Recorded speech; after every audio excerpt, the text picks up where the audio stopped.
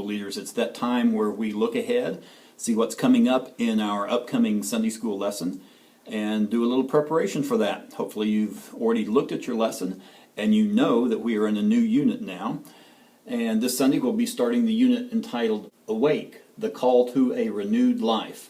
We'll be looking at several topics over the upcoming 6 weeks. They all start with return to. So return to God, your first love, prayer, God's Word, unity, and finally return to the task. This week specifically we'll be looking at return to God out of the first chapter of Jonah as well as the third chapter of Jonah.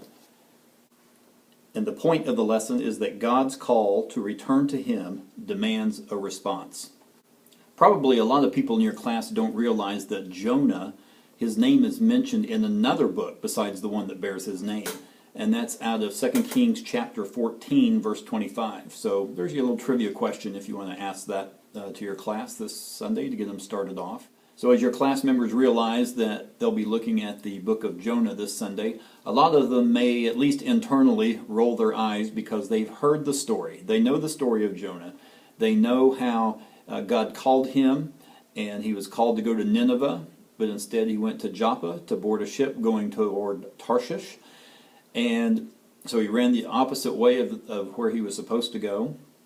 We know he became swallowed by the great fish and literally became whale vomit. And we know the story. We've heard that story. We've heard it preached. We've heard it in Sunday school. But it's not Jonah in the whale story that we're looking at. We're looking at God's call on Jonah's life and how that demanded a response. Jonah was called to go to the city of Nineveh. What do we know about Nineveh? We know that it was the capital of Assyria. And Assyria was one of those kingdoms that was the enemy of Jerusalem.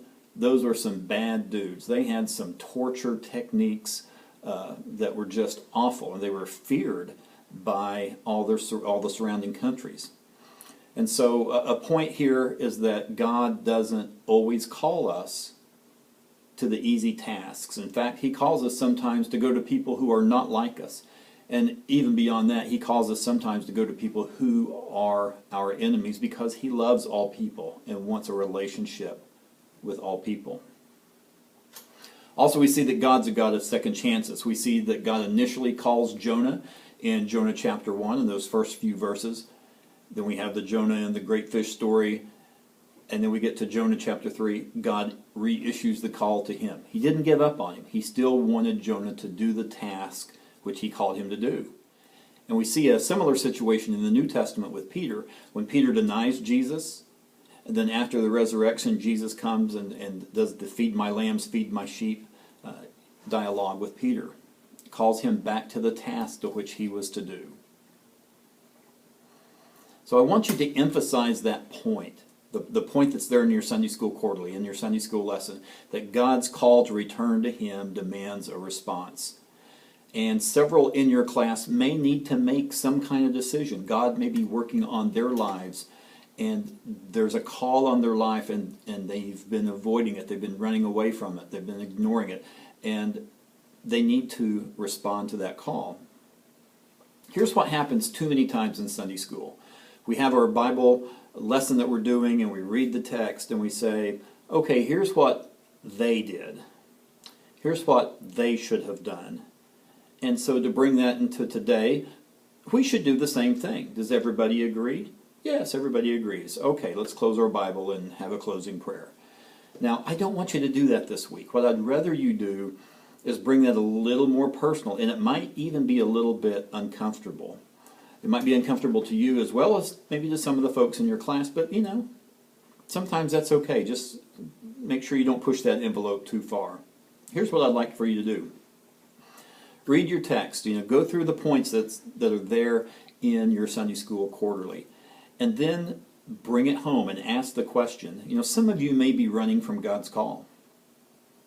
There may be a call on your life to completely surrender your life to Him, maybe for the first time. Some of you may be called to do some kind of mission work, whether that's short-term or career. God may be calling some of you to share your faith.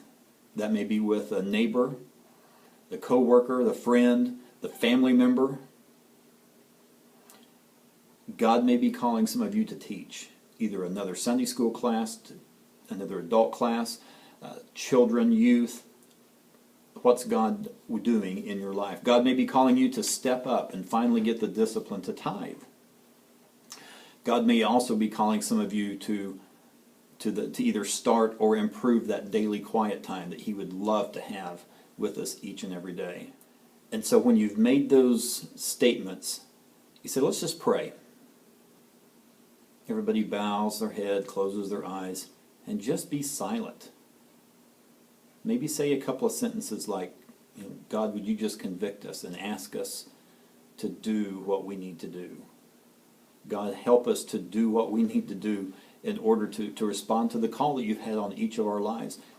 Give that 20 seconds of silence seems like 20 minutes when you're sitting in a Sunday school room on prayer and God's convicting. It may seem like an eternity, but give it 15 or 20 seconds at least. And when you're done and you close that out with a out loud verbal prayer, after that, ask if there's anybody who would like to share what God has just done in this classroom, in their life today. You may not have anybody say anything, and that's fine. But there may be somebody that God has spoken to, and God has changed their life. And so, encourage that. This goes back to our Sunday school lesson we had a couple of weeks ago in Joshua, when Joshua called the people to a public commitment. It's okay to have an invitation time in your classroom. You don't need an altar. You don't need the pastor standing there. You don't need music playing. Issue an invitation in your classroom. So that's what I'm going to challenge you to do this week. Don't be afraid to do that. So as you continue this week and you study the lesson and you think about the things I've encouraged you to do, don't forget to pray for your class and pray for the lesson. And pray for the whole series of lessons, because like I said earlier, I think this whole series has the potential of grabbing people and changing them. And so pray for that.